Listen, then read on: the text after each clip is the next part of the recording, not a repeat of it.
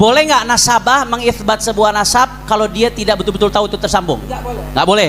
Nah tadi saya sebutkan tuh, baik dari nasabah, dari tawarikh, dari sahabat, dari asanid. Sezaman dengan siapa yang dia sebutkan? Astagfirullahaladzim. Loh. Nasab ke atas tidak boleh diithbat kalau orang nggak tahu. Ya nggak bohong. Kalau memang tidak tersambung, mereka yang lebih tahu saat itu. Buktikan. Mereka kenapa berani isbat? Buktikan pengetahuan tahunya dia terhadap Ubaidillah sebagai anak Ahmad bin Isa. Nah, nih, sekarang Ada, gini, ada tunjuk. lagi. Anda belum jawab pertanyaan saya. Sudah saya jawab. Apa Mana enggak? syarat ulama mensyaratkan harus kitab sezaman? Dan ini Kalau- udah saya oke. jelaskan teorinya. Kalau begitu- tidak ada syarat kitab Baik. sezaman. Kalau Ini Ibn begitu- Hajar al-Asqalani menerima satu nasab yang di atasnya ketika dicari ada nama yang nggak ketemu. Di Iya. sini dicontohkan 4 contoh. Saya nggak ada waktu buat memberikan satu persatu. Itu Syarat sezaman itu syarat dari kitab siapa? Al-Kafil Mukhtasar. Kemudian nasabah ini apa Itu asal-asalan panjang ke semuanya bawahnya menyebutkan? dibahas. Semua kitab nasabah yang memverifikasi Wali Songo itu Dil sebagai keturunan Rasulullah, nasabahnya semuanya dari Ba'alawi. Jangan mau dibohongi bahwa Anda lebih rendah dari mereka dan mereka lebih mulia dari Anda hanya berdasarkan pengakuan bahwa mereka sebagai keturunan Nabi. Apalagi yang mengaku itu keturunan palsu, yang DNA-nya tidak terkonfirmasi, nasabnya tidak ada di kitab nasab, nama-namanya dalam kitab sejarah. Jangan mau kalian orang-orang mulia, turunan orang mulia, orang Blitar, bahannya bahan bagus, bisa jadi presiden. Sudah terbukti orang yang lahir di Blitar bisa jadi presiden. Haram hukumnya orang Blitar merendahkan diri di hadapan bangsa lainnya, apalagi bangsanya itu bukan bangsa Indonesia. Tunjukkan dada orang Blitar. Dada orang Blitar, dadaku, iki dadaku, endi dadamu, kata Presiden Soekarno. Indonesia menggugat itu siapa? Insinyur Soekarno. Sekarang Blitar menggugat nasabah Balawi. Tidaklah heran kalau Blitar ini menjadi salah satu pelopor di Indonesia terhadap peningkatan martabat, harkat, derajat jati diri bangsa Indonesia. Kita tinggal menghancurkan penjajahan spiritual, pengakuan orang-orang yang merasa lebih mulia dari orang lain. Ini bahaya bagi keagamaan masyarakat Islam. Dalam ajaran Islam, inna dina indallahil Islam, sesungguhnya agama yang paling mulia adalah agama Islam. Dan dalam Islam orang yang paling mulia itu adalah orang yang paling bertakwa. Inna akramakum indallahi atqakum. Bahwa sesungguhnya orang itu bukan dilihat kemuliaannya dari keturunan siapa dia, dilihat dari pangkatnya, dilihat dari banyaknya uang, tidak, tapi dilihat dari takwanya. Semakin dia bertakwa maka dia semakin mulia di hadapan Allah Subhanahu wa ta'ala. Tidak ada di dalam Islam orang dilihat dari keturunannya. Dia mau keturunan siapa saja, kalau dia bertakwa maka dialah yang paling mulia. Inilah ajaran Islam dan inilah ajaran Pancasila, sila kedua, kemanusiaan yang adil dan beradab. Jangan mau dibohongi bahwa Anda lebih rendah dari mereka dan mereka lebih mulia dari Anda hanya berdasarkan pengakuan bahwa mereka sebagai keturunan Nabi. Apalagi yang mengaku itu keturunan palsu, yang DNA-nya tidak terkonfirmasi, nasabnya tidak ada di kitab nasab, nama-namanya dalam kitab sejarah. Jangan mau kalian orang-orang mulia, turunan orang mulia, orang Blitar, bahannya bahan bagus, bisa jadi presiden. Sudah terbukti orang yang lahir di Blitar bisa jadi presiden. Haram hukumnya orang Blitar merendahkan diri di hadapan bangsa lainnya, apalagi bangsanya itu bukan bangsa Indonesia. Tunjukkan dada orang Blitar. Dada orang Blitar, dadaku, iki dadaku, endi dadamu, kata Presiden Soekarno. Indonesia menggugat itu siapa? Insinyur Soekarno. Sekarang Blitar menggugat nasabah Balawi. Tidaklah heran kalau Blitar ini menjadi salah satu pelopor di Indonesia terhadap peningkatan martabat, harkat, derajat jati diri bangsa Indonesia. Karena dari Blitarlah putra sang fajar dilahirkan. Siapa saja orang yang terlahir dari Blitar pantas jadi presiden Republik Indo. Wis jam rolas, Bu. Kulane durung istirahat 11 jam nunggang mobil. Iki makin ngakone wis kenceng banget.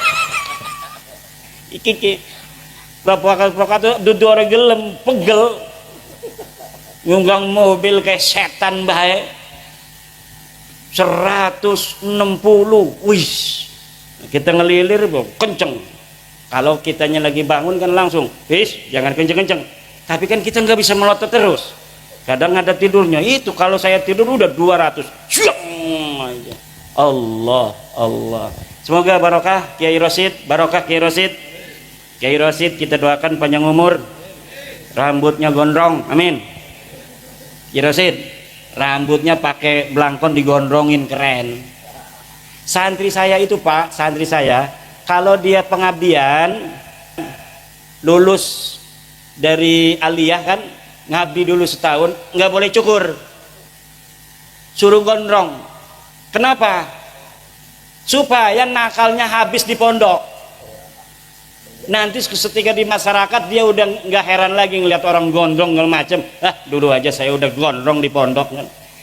Jadi udah beres nafsunya itu, nanti ketika ada di masyarakat dia tinggal jadi wali. Allah. Tapi kalau belum pernah agak nakal di pondoknya, nanti ku kurang ajarin yang ngumahiku ku. Wis dadi kiai ngebonceng-bonceng rangda melulu. Iki bahaya iki. Kiai Saifuddin Zuhri, terima kasih ini bisa mendampingi dari Malang. Kiai katanya mau acara di Blitar, itu kampung saya, itu saya lahir di situ, saya mau hadir katanya. Masya Allah, kata saya, dari Malang itu kan berjam-jam, tetapi karena beliau pejuang, beliau ini bawa jamaah dari Malang ke Kresek, ke Banten. Kresek itu kecamatan, sebelahnya itu Gunung Kaler, Tenara. Nah, di Mekah itu dikenalnya hanya Tenara. Iya. Jadi orang-orang yang disebut Tenara zaman dulu itu Keronjo, Tirtayasa, Kresek, Tenara sekarang ini. Nah, jadi kalau sekarang administrasinya Kresek. Kresek ini dari zaman dulu NU-nya sejak 1936 tertua. NWCNU tertua, melahirkan ketua NU DKI Jakarta Kiai Ahmad Syatibi tahun 70-an, ketua partai NU juga, kemudian juga Kiai Ma'ruf Amin. Karena memang daerah-daerah yang ada sanad kepada Mbah Hasyim Asy'ari, Mbah Syekh Nawawi Tanara Al-Bantani, itu biasanya langsung mendirikan Nahdlatul Ulama ketika mendengar Mbah Hasyim Asy'ari mendirikan Nahdlatul Ulama. Surabaya katanya sudah mendirikan Nahdlatul Ulama, murid-murid Syekh Nawawi Tanara. Kemudian diikuti oleh seluruh masyarakat di Indonesia membentuk kepengurusan Nahdlatul Ulama, termasuk di daerah saya, kampung saya. Cuma kalau sekarang dengan dulu, hebatan dulu. Dulu itu Ansor desa itu punya drum band. Sekarang Ansor nggak punya drum band, kalah sama Ansor tahun 50-60-an. Karena zaman dulu itu mungkin banyak saingan, jadi lebih lebih semangat. Sekarang ini di Banten nggak ada saingan. Memang Jawa Timur ini hebat organisasi NU-nya, tetapi masih ada Muhammadiyah segala macam di kampung-kampung. Kalau di Banten NU semua, tapi organisasinya nggak terlalu jalan. Tapi Muhammadiyah nggak ada di kampung-kampung. Di kecamatan itu nggak ada, itu di kampung-kampung kecamatan pengurus Muhammadiyah nggak ada. Hanya ada di tingkat kabupaten. Tapi diajak NU-nya, kalau dia omong bukan NU marah. Tapi PBNU suruh begini, saya NU, tapi NU-nya Mbah Hasyim. Mbah Hasyim udah wafat. Sekarang Mbah Miftahul Ahyar sama Gus Yahya. Kalau sudah menentukan secara organisasi seperti kemarin tentang Ba'sul Masail, bahwa yang namanya laut itu haram untuk disertifikat maka kita harus ikut kalau mengaku jamaah Nahdlatul Ulama. Kalau masih pendapat pribadi, baru itu namanya pendapat pribadi, kita boleh berbeda. Tapi kalau sudah keputusan dari keputusan sebuah organisasi, itu kita harus sam'an wa ta'atan. Demikian, barokah insyaallah, banyak duitnya yang hadir di sini semuanya. Ya Allah, kasih sayangmu, keberkahanmu, jaga negara Indonesia ini ya Allah, jangan sampai kurang makan warga negara Indonesia ya Allah, jangan sampai bentrok, jangan sampai pemimpinnya bisa diadu domba oleh pengacau itu. Adili Jokowi, itu bentuk adu domba itu bentuk adu domba. Jangan ikut-ikutan adili Jokowi. Kalau mau mengadili, laporin kepada polisi, laporin kepada KPK, laporin kepada jaksa. Itu cara kita mengadili. Lu mengadili di toko nening pinggir-pinggir dedalan, ya premen, tidak konstitusional. Ya kalau memang dinyatakan merasa ada salah nih Bapak Jokowi, ya silahkan laporkan. Tempatnya ada KPK, terus jaksa, kemudian polisi. Lah iki mah laporan yang tembok adili Jokowi, ya temboknya meneng baik. Lah ini adalah upaya-upaya untuk membuat kacau Indonesia, memecah belah bangsa Indonesia, dimulai dari memecah belah para pemimpin-pemimpin kita. Warga Nahdlatul Ulama senantiasa setia kepada negara kesatuan Republik Indonesia. Ibu Mega pemimpin bangsa, Pak Jokowi pemimpin bangsa, Bapak Prabowo pemimpin bangsa, Gus Dur pemimpin bangsa, NU pemimpin bangsa, semuanya kita doakan agar senantiasa dalam lindungan Allah Subhanahu wa Ta'ala. Dan seluruh musuh bangsa Indonesia dan negara Indonesia, ahlikhum ihlakan ya Allah, ahlikhum ihlakan. Nah, terakhir mari kita sama-sama, karena ini sholawat nariyah, kita sama-sama bersolawat nariyah. Allahumma sholli sholatan kamilatan wa sallim salaman taman ala sayyidina Muhammadin alladhi tanhallu bihil uqadu wa tanfariju bihil kurabu wa tuqda bihil hawaiju wa tunalu bihil raghaibu khawat wa yustasqal ghamamu biwajhihil karim wa ala alihi wa sahbihi fi kulli lamhatin wa nafasin bi'adadi kulli ma'lumin. Amin ya Allah ya Rabbal. Kenapa selawat nariyah disebut selawat nariyah? Li'annaha tuhaqqiqul hawaija kannari 'alal hashim. Li'annaha tuhaqqiqul hawaija kannari 'alal hashim. Karena selawat nariyah itu bisa menjadikan segala hajat kita menjadi kenyataan secara cepat, seperti api terhadap dahan-dahan kering. Selawat nariyah juga disebut selawat tafrijiyah, li'annahu tufarrijul kuruba wal humum, karena selawat nariyah bisa untuk menghilangkan kesusahan dan kedukaan. Kenapa? Sanadnya jelas. Mbah Hasyim Asy'ari muhaddisun faqihun, muhaddisun faqihun, dan hati-hati dalam tasawuf. Mbah Hasyim Asy'ari sufi, tapi hati-hati dalam tasawuf, tidak sembarangan tasawuf Mbah Hasyim mau. Kenapa? karena tasawuf qad ikhtalata minha bil falsafah. Banyak dari tasawuf yang telah bercampur dengan filsafat, dan sebagiannya lagi qad ikhtalata bizandaqah, dengan kezindikan. Wis kita mah sing penting inget ning Allah, ora salat maning ora apa-apa ning Al-Qur'an ega aqimus shalah lidzikri, dirikanlah salat karena mengingat aku. Karena tujuan salat adalah mengingat Allah, maka ora usah salat, sing penting inget ning Allah. Petoa sira lamun pengen mangan inget doang wareg ora? Betul apa ora? Ibu-ibu pengen mangan, ibu-ibu pengen mangan inget doang wareg ta ora? Iki melongo iki ngerti ta ora bahasa Jawa kresek iki? Bu, iki kula wong Banten, tapi Banten ngomongnya ana sing Jawa. 4 kabupaten itu Jawa.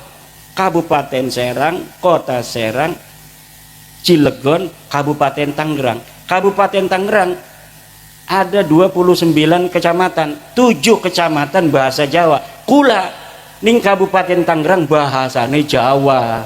Jawa ndi? Ya Jawa bener. Tapi digawan ning Wonogiri kula ngomong Jawa. Wong Wonogiri orang ngerti kula ngomong Jawa iku apa artine iki? Remen, kata orang tua dulu, leluhur wong Kresek Banten itu dari Jawa. Sudah sekitar 1570 sampai sekarang 2024. Wis 500-an tahun. 500-an tahun wis ana ning Banten, barang balik ning Wonogiri ngomong Jawa, ngakune orang ngerti ngomong Jawa. Asale sing Wonogiri. Salah satu nenek saya itu dari Wonogiri, Nyai Ageng Wonogiri. Nyai Ageng Wonogiri masih ada makam ning Banten, dikawin nang Sultan Maulana Muhammad Nasruddin. Maulana Muhammad Nasruddin baru berumur 24 tahun, perang mati. Rabine lagi ngandung umur 3 bulan.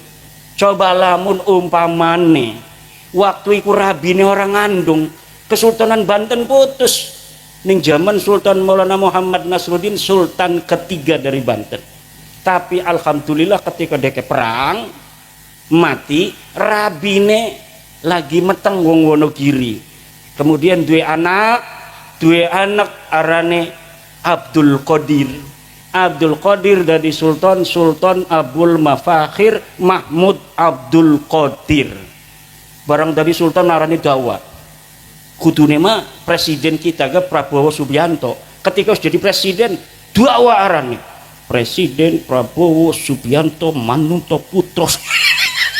Supaya keren Pak Bupati. Coba kalau di Tangerang udah Pak Bupati sini. Di Tangerang itu kalau bupati yang definitif itu selain diangkat oleh gubernur, dilantik gubernur, itu juga ada pelantikan budaya. Ada dewan adat, kemudian setelah dia dilantik oleh apa namanya itu gubernur atau Mendagri, nanti ya dia dikasih gelar adat juga. Gelar adat oleh pemangku adat. Kebetulan saya ketua pemangku adat di Kabupaten Tangerang. Jadi kemarin itu bupati yang dulu ya selain dia mendapatkan apa namanya pelantikan dari pemerintah, juga mendapatkan pelantikan secara budaya untuk melestarikan kebudayaan masyarakat supaya tidak hilang. Nah, seperti tadi ini marhaba. Ini marhaba ini jangan sampai hilang. Karena ini adalah kebanggaan kita sebagai masyarakat Jawa. Masyarakat Jawa punya harga diri. Harga dirinya dari apa? Dari budayanya. Kalau ada kebudayaan kita yang kita warisi dari nenek moyang, itu namanya heritage. Apa namanya? Heritage. Heritage itu warisan budaya yang diturunkan oleh leluhur kita secara turun-temurun sebagai identitas dan jati diri kita sebagai bangsa yang telah berkembang leluhurnya dan menguasai daerah ini selama ribuan tahun. Itu ciri-cirinya adalah warisan heritage ini yang diturunkan dari satu generasi ke generasi yang lain. Tidak bisa musuh-musuh itu menjajah kita apabila kita masih kekeh untuk menjaga warisan budaya itu. Selama mereka itu belum bisa menggantikan budaya kita, berarti kita masih menang. Tapi kalau mereka itu sudah bisa untuk mengganti budaya kita dari A sampai Z, termasuk bagaimana cara kita mengekspresikan rasa cinta kepada Nabi Muhammad dan ahli bait Nabi, mau diganti oleh budaya mereka yang mereka bawa dari tanah leluhur mereka. Padahal mereka kesini mau numpang makan karena di sana nggak ada padi, di sana nggak ada pohon, di sana nggak ada ketela, deke kurang makan, wedus bae wis padahal kasusune nih karena. Akhirnya deke gelati pangan ning di, ya tidak ada lagi jannatun fid dunya Indonesia jannatun fid dunya. Surga yang ada di dunia ini adalah Indonesia. Malam hari ini kita beristighosa untuk menjaga Indonesia. Coba wong desa Blitar yang dulu Insinyur Soekarno, ya, iki kiai iki lagi nonggoni kita ngomong nasam kok dingin Gus. Wis kumuruk kabeh wis putus nasabe kan. Kiai. Ini kan tempat lahirnya Insinyur Soekarno. Betul nggak? Makamnya pun wis ditakdirakan nang Allah mati neneng Jakarta, wis dikubur ning Bogor. Tapi leluhur orang-orang Blitar, di mana dia dilahirkan di sini, terus ning Allah peninjauan kembali. Ya Allah, kita mengajukan peninjauan kembali ke mahkamah kuburan. Ini putra kami Soekarno, kenapa dimakamin di Bogor? Dia lahirnya di sini. Tolong ya Allah, rubah itu di Lauhil Mahfud, di mana dikatakan lahir di Blitar, mati dan dikubur di Bogor. Tolong ganti itu yang ada di Lauhil Mahfud. Akhirnya Allah itu kan yamhullahu ma yasha wa yusbit. Allah bisa menghapus takdir, Bu, aja gegabah. Allah bisa menghapus takdir wis ditentukan, maka digerakkanlah akhirnya kita bangsa Indonesia untuk memindahkan jasad Bung Karno dari Bogor kembali ke kampung halamannya di Blitar ini. Aja macam-macam wong Blitar. Wong Blitar riki presiden se-Indonesia. Presiden pertama se-Indonesia, tapi aja sombong dingin presiden kedua wong Banten. Siapa namanya? Saprudin Prawira, yang bisa menyelamatkan Indonesia ketika Soekarno sedang di penjara. Saudara, siapa dia? Saprudin Prawira Negara bin Pangeran Hatab bin Sultan Aliuddin Raja terakhir Banten. Orang kalah kita ya. Penerus. Ibu tuane wong Padang, wong Banten kan uangnya orang pati open. Ibunya dia aslinya orang Banten, bapaknya asli orang Banten, ngomongnya Jawa, lahir ning Kaujon, uangnya wong Anyer. Tapi ketika sudah wafat dibiarkan aja. Dia ada yang menyangka sebagai pemberontak dan lain sebagainya. Padahal untuk menyelamatkan Insinyur Soekarno, karena dia berteman dengan Insinyur Soekarno yang sedang di penjara. Kalau umpamanya tidak ada pemerintahan darurat, maka nanti luar negeri mengatakan Indonesia sudah tidak ada, maka penjajah yang dulu pernah menjajah Indonesia bisa masuk kembali. Maka orang Blitar yang lagi di penjara dibantu dengan gagah perkasa oleh orang Banten. Jadilah Indonesia masih tekang siki ku Pak. Ceritanya makonon, makanya kudu dimai kopi wong Banten merenek ki. Ki wong Banten tak kasing mau lah apa-apa. Ana duren ning kana wis dibuka kita kon merene apa jawane. Ini baru dibuka sama Kiai Agus, udah dibel katanya mau siap istighosah. Saya mau makan durian dulu, nggak bisa katanya. Ya, ad-dhaifu kal mayit. Namanya tamu seperti mayit, kita ikut aja ke sini nggak ada apa-apa.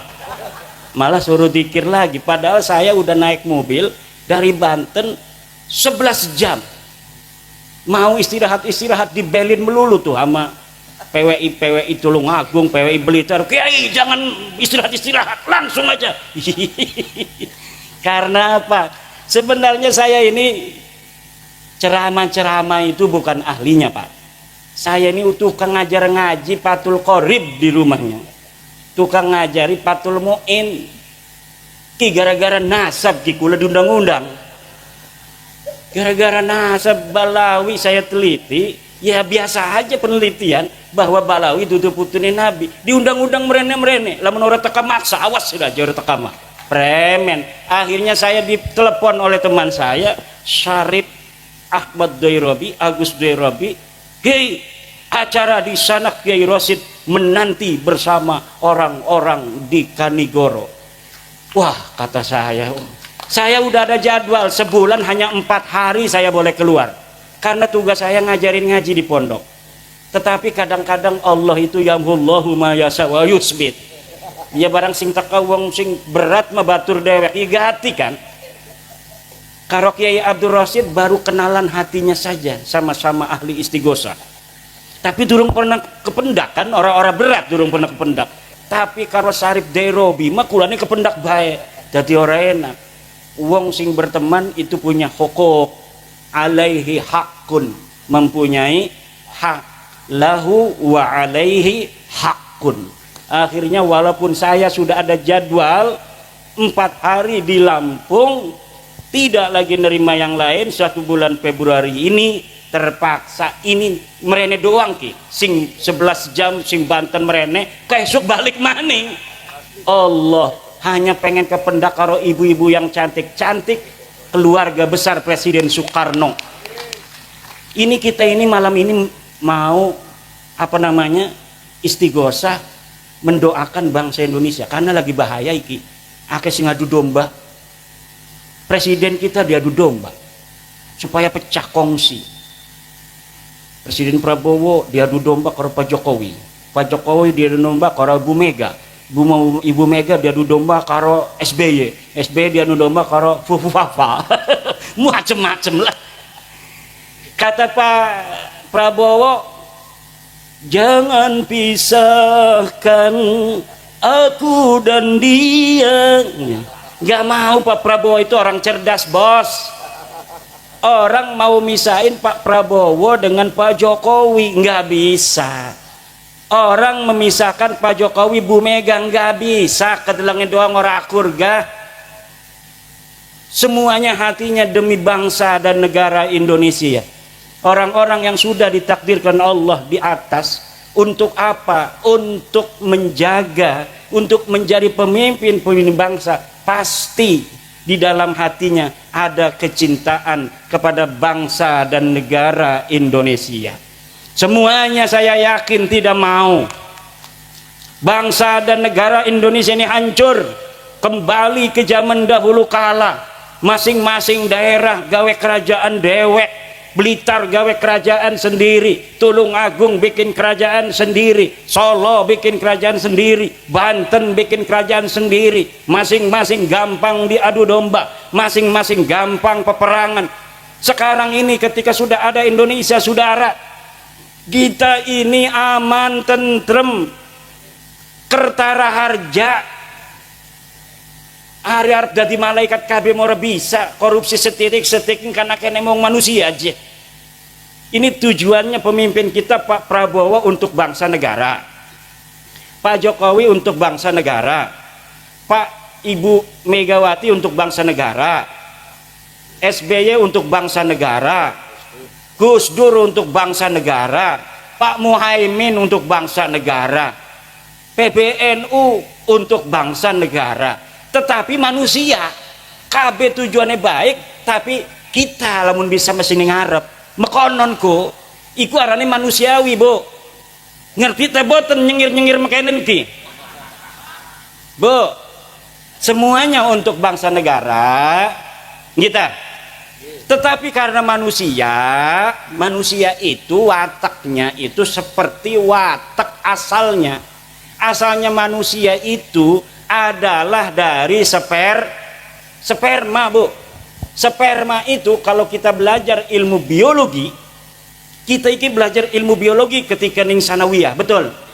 Ada zigot segala macam, bahwa manusia ketika dia itu menjadi sperma itu jumlahnya jutaan masuk ke rahim wanita.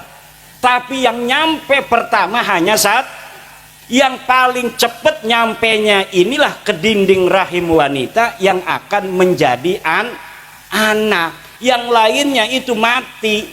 Kenapa? Karena kalau sudah ditempatin satu, yang lain tidak bisa. Jadi manusia itu asalnya musabakoh. Manusia itu, nih sekarang ini kitalah yang terbaik dari saudara-saudara kita yang jumlahnya jutaan itu. Waktu malam-malam abah kita, karo emak kita kitalah yang pertama, yang terhebat.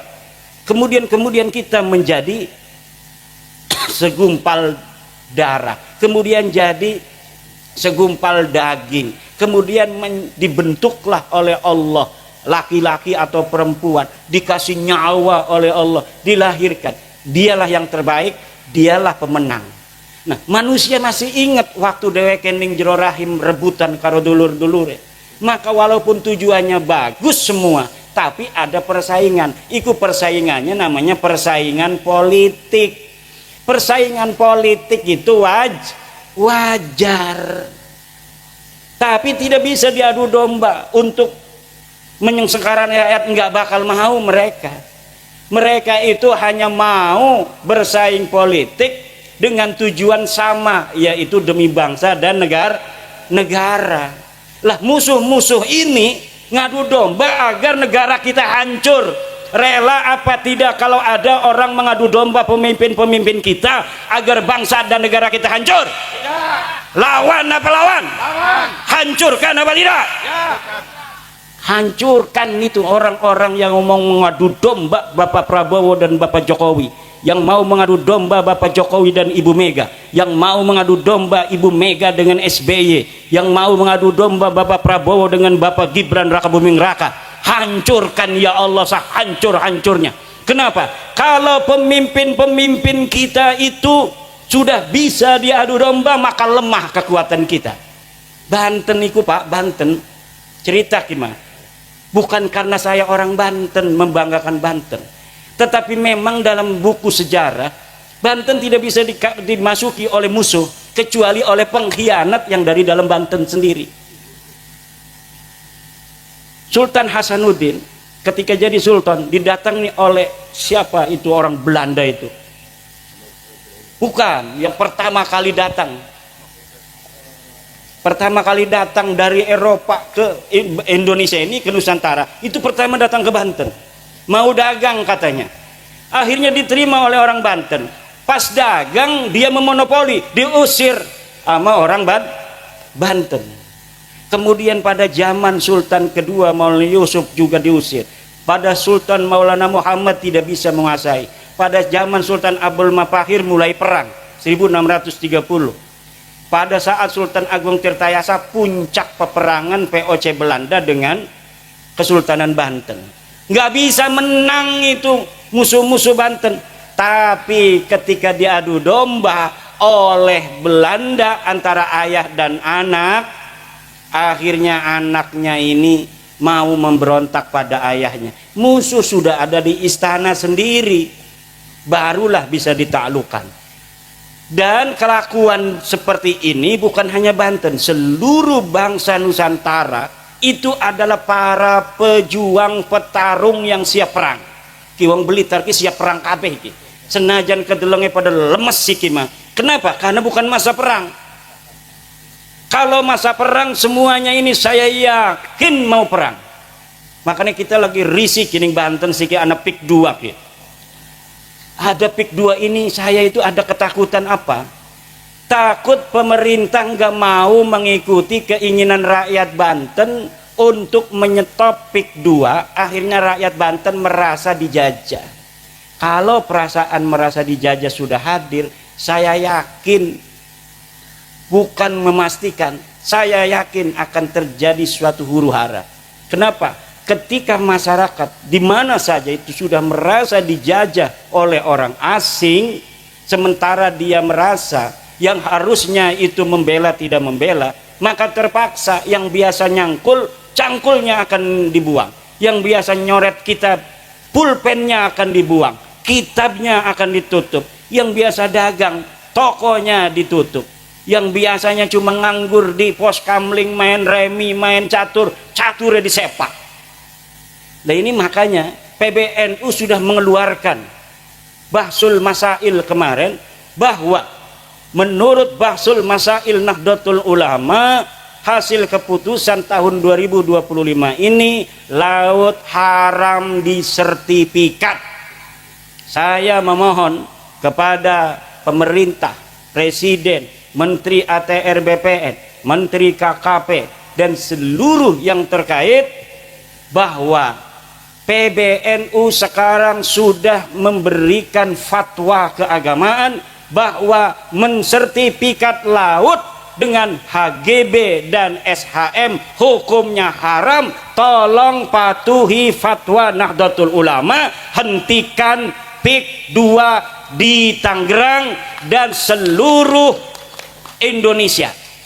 Karena apa? Ternyata bukan hanya di Tangerang laut itu disertifikat, Bu. Di Sidoarjo ada, di Surabaya, di Madura, anak wong Madura laut wis disertifikat. Di daerah lain juga banyak, kata menteri itu. Ternyata bukan hanya di Tangerang. Makanya Tangerang yang menjadi sumbunya, ketahuan memang benar-benar daerah keramat itu. Daerah Banten kata orang tua, ini kata orang tua, mungkin kata orang Blitar, tanah Blitar keramat. Kata orang Banten, tanah Banten berkeramat. Tapi lamun dideleng-deleng ternyata anak bener ya. Dulu Sultan Agung Mataram yang masih saudara, sama-sama keturunan Ki Ageng Pemanahan dari jalur Ibu Banten, itu mau nyerbu ke Banten. Waktu mau nyerbu niat saja, itu malamnya sudah mimpi dia itu nanahan semua sekujur tubuhnya, ngimpi doang. Akhirnya dia bangun, pas bangun ini bekas-bekas nanahnya masih ada. Apa ini urusannya? Oh Sultan, jangan sampai menyerbu Banten. Akhirnya nggak jadi. Nah sekarang juga gara-gara Banten ketahuan, seluruh sertifikat laut ketahuan. Bekasi yang paling dekat dengan Jakarta itu nggak ketahuan.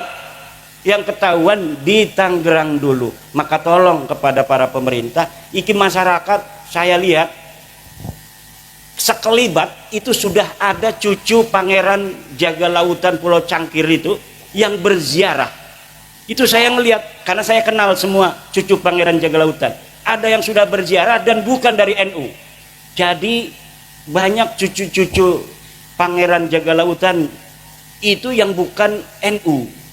Dia masuk ke ITB, ke IPB, jadi HTI. Dia menjajakan HTI di Banten gak laku-laku.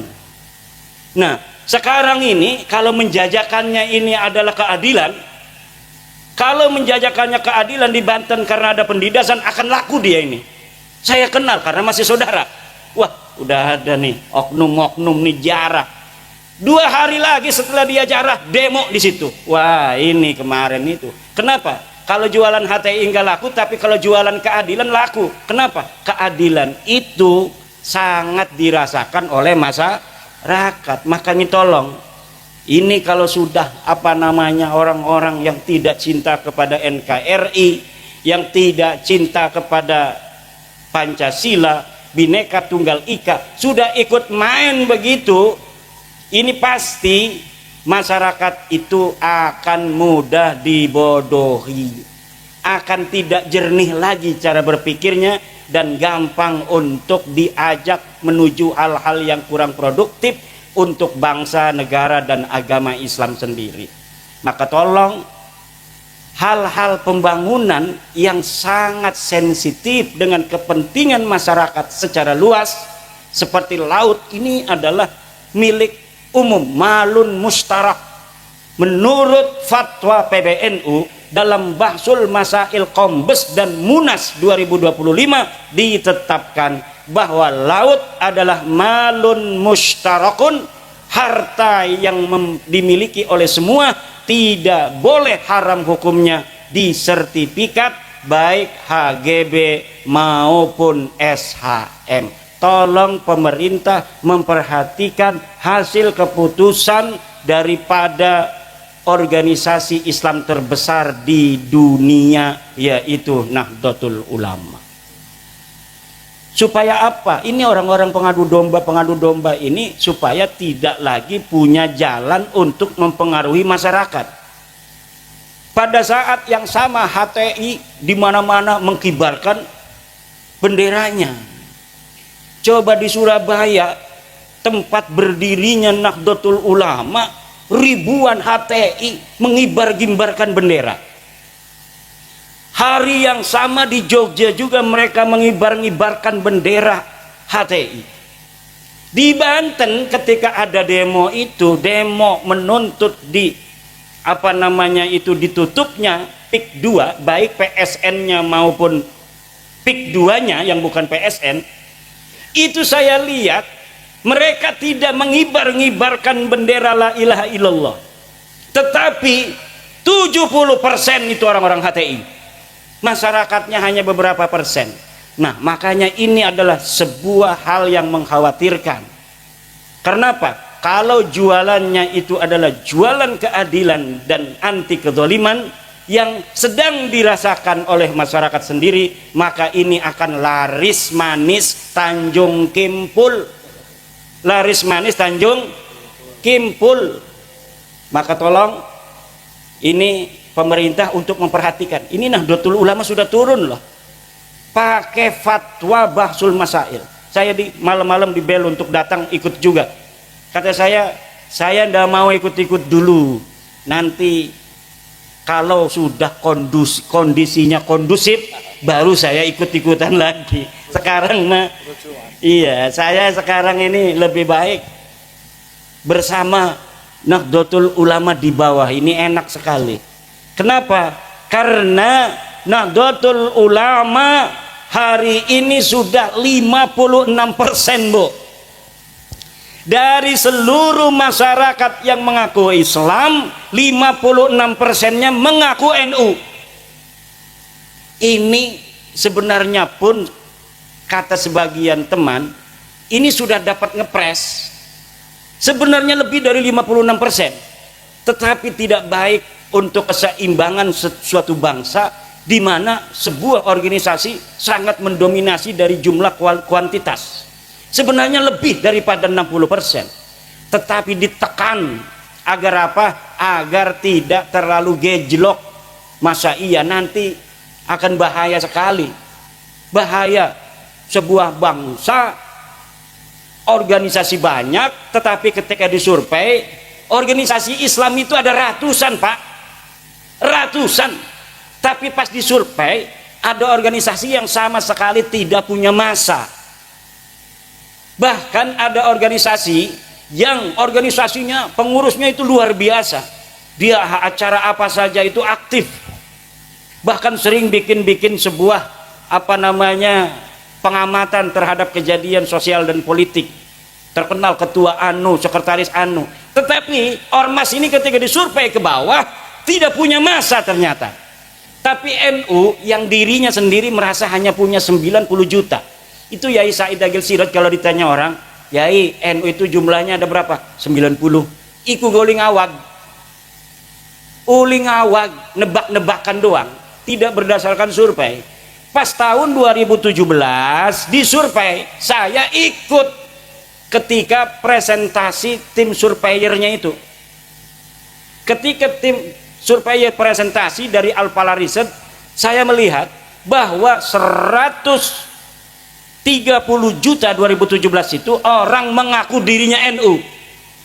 Itu masih sekitar 53%. Kemarin saya nggak ikut, tetapi mendengar Gus Yahya mengatakan sudah 56% orang Islam di Indonesia mengaku dirinya NU. Coba itu hitung, berapa jumlahnya orang NU yang ada di Indonesia? Dari 280 penduduk Indonesia, 89%-nya Islam. Dari 89% ini 56%-nya mengaku NU. Allah iki NU semakin terus di nyinyirin orang, semakin gede. Nengapa? Barokah. Kayak PWI ki, warnanya PWI ki anaknya NU. Semakin ditolak, semakin di mana-mana pengen jadi PWI. Syaratnya PWI harus bermitra di bawah NU. Ini permintaan dari mana-mana. Bahkan di Jawa Barat, kenapa kemarin itu sampai ada sedikit permasalahan organisatoris? Ketua Jabarnya itu dibekukan. Itu dibukukan bukan karena dia itu ada kesalahan yang fatal, bukan. Karena banyak kabupaten yang pengen dilantik oleh DPW Jabar, susah mencari kiainya. Ketuanya kiai, banyak acara. Jadi kabupaten-kabupaten pengen dilantik, nyari kiainya susah. Jadi mereka datang sendiri kepada kantor pusat di Cirebon. Akhirnya udah, kata Ketua Umum PWI Kiai Abbas, Jabar dibekukan aja. Kiai Abdul Mujib, pengurus atau ketua Jabar, dijadikan pengurus pusat dulu. Akhirnya sekarang dibentuk lagi yang baru, ketuanya Kiai Abah Setu. Itu mulai orang-orang pada ingin setiap kabupaten dilantik PWI-nya di tingkat kabupaten. Jadi ini luar biasa PWI ini, kayak NU zaman dulu. NU zaman dulu itu kadang-kadang belum ada pengurus provinsi. Ada kecamatan yang sudah mendeklarasikan MWCNU.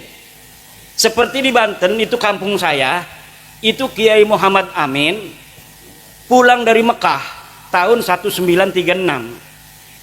Kiai Muhammad Amin ini bapaknya Kiai Ma'ruf Amin.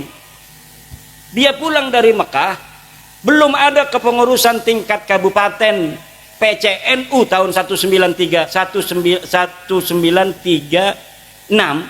tapi Kiai Amin ini langsung mendirikan MWCNU tingkat kecamatan. Jadi kecamatannya ada, kabupatennya belum ada. Nah ini seperti ini nih PWI ini. Kadang-kadang kabupatennya pengen, provinsinya susah. Nyari ketua provinsinya karena kiai semua. Kalau di Wonogiri, Seragen, sekitarnya itu semuanya kebanyakan Surya PCNU. Gampang nyarinya kalau Surya, paling dia di pondok ngajar ngaji. Tapi kalau kiai penceramah susah. Nyari saya itu gampang, Pak. Karena ada di pondok ngajar ngaji tiap waktu. Asar ngajar ngaji, maghrib ngajar ngaji, subuh ngajar ngaji. Sekarang ini nggak ngajar ngaji nih, ya karena dikerjain oleh Kiai Rosid. Suruh bertemu dengan saudara-saudara Presiden Soekarno supaya saya dapat barokah. Ya Presiden Soekarno, terima kasih atas perjuanganmu dulu membebaskan bangsa dan negara ini dari penjajah. Terima kasih Blitar, kami bangsa Indonesia mengucapkan terima kasih untuk Blitar yang telah melahirkan putra sang pajar Presiden Soekarno yang kemudian membebaskan kami dari penjajahan Belanda, penjajahan Jepang.